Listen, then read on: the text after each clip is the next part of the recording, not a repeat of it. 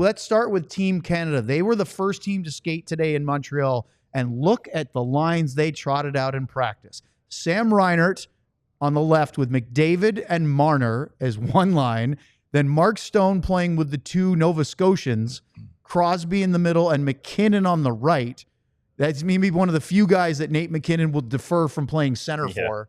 Then in the third line, Seth Jarvis with Braden Point and Brad Marchand. And then Brendan Hagel along with Cirelli and Bennett. And a quick side here, when Brendan Hagel was traded from the Blackhawks to the Tampa Bay Lightning, I thought he was not quite up to the level of which that Tampa was paying for. Boy, was I wrong. He's been a very consistent player. He's developed into their top six. He's a goal scorer. I thought he was a third-line agitator, kind of in the mold of a Ryan Hartman of the Minnesota Wild, but he's much more than that. Wasn't he the first star of the week this week in the NHL? Like I said, he's scoring goals. Tampa won, I think, all 4 games. Yeah, when he was on this team, Jake actually brought him up when we were talking about just like how the teams were built. Jake Ottinger, and I asked him just in general how he thinks the teams will be successful, and he said the guys like Hagel are the ones that are the most important in this tournament because every team's going to have skill, especially those Canada and U.S. They're going to have tons of top-end skill, but you also need to have some of those character guys to win these type of tournaments, and he's one of them, especially if he's going to be scoring goals on top of that. John, can you pop that up again? So, Reinhart, McDavid, Marner. Skill. Best guy in the world. I honestly, okay. Yes. Now, Crosby, McKinnon. You got a Stone on that line. There's a Tkachuk. You got Jarvis and Point. You got Marchand on that line. There's a Tkachuk. Hagel, Cirelli, Bennett. There's a Tkachuk. Yeah, it's all that line. They've got what they've done. Is they said we're putting the grit on every line except the top one. Well, even because they're going to play two Tkachuks. Well, That's right. Reinhart can play with a little edge to his game. Yeah, but not like Bennett. Fair. So that Reinhart scores 55, 60 goals a year. Yeah. The guy in the middle of the ice is pretty good. Apparently, I haven't watched him play much, but the other guy on the right hand side is good. You know, I just think that group is what they've done is they've put some bite on the lines. You know, so they're going to let. But when you talk about having McKinnon and McDavid, and you're going to show the defensive pairs, and then you're going to say Makar, right? So you've got the 3 of the arguably top 5 players on the planet. Now, I didn't see Crosby's name on there, but that's going to be decided this afternoon. Look again. He's on there. Oh, I didn't see it. I'm just looking at the grit. Second Oh, line. Crosby. I'm looking at the grit. Crosby met with the media afterwards, said he's good He's to go. good to go. Okay, I thought they were going to talk about it today. Now, there's an interesting debate here because we're going to get to the U.S. in a minute, and Quinn Hughes has made a tough decision not to. Bummer. And I believe, Luds, that part of this with Crosby deciding to play is Pittsburgh most likely won't make the playoffs.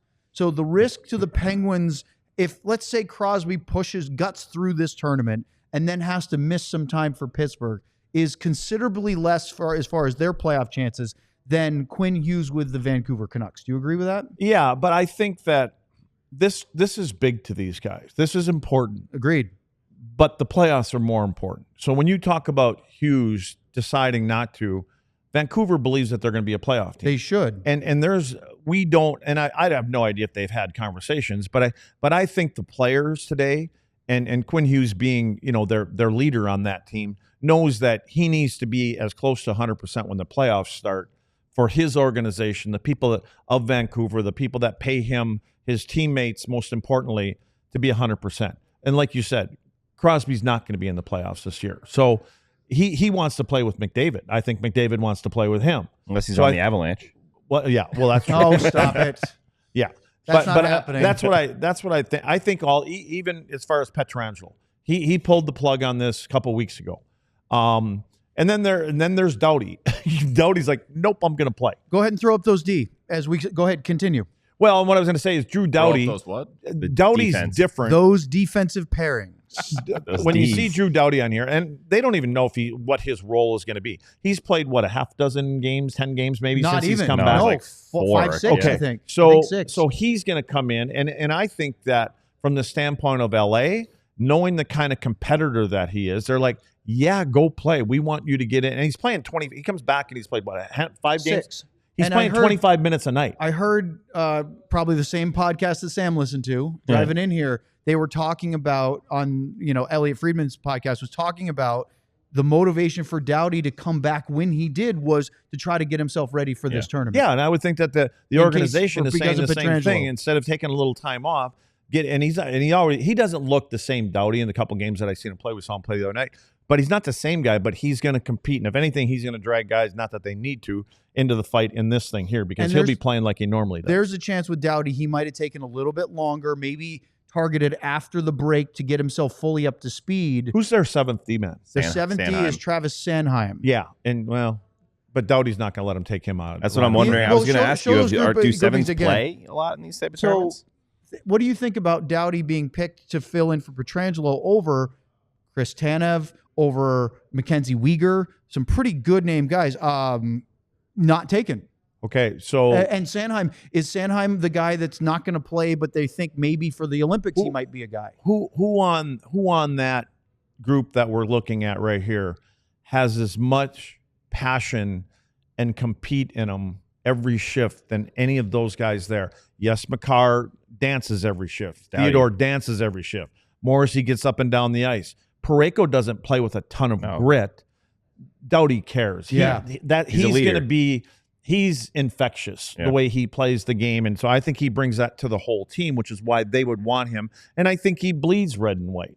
I think he's been on every team. I completely agree. He's kind of like Crosby. He's been on every team, national team that they have, and they know what they're getting from a competitor, even if he can't play like the way he can. And maybe they'll take him out for a game if they see that a little rest is needed. He's still going to be the same guy, even if he's not playing 25 minutes a night. He's going to be pulling on the rope the right way. It's a very good defensive group. Yeah. The goaltending, they're all good. Yeah. I don't know if they're the elite group that some of the other nations have. Well, Makar's that's what I look at Team Canada. They have 3 game changers.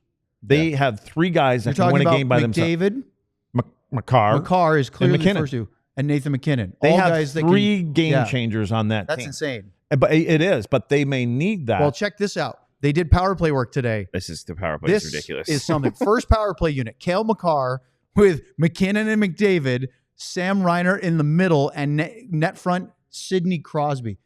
I don't know if you can get a better group than that. I don't know if I think you're going to need 2 or 3 pucks out there.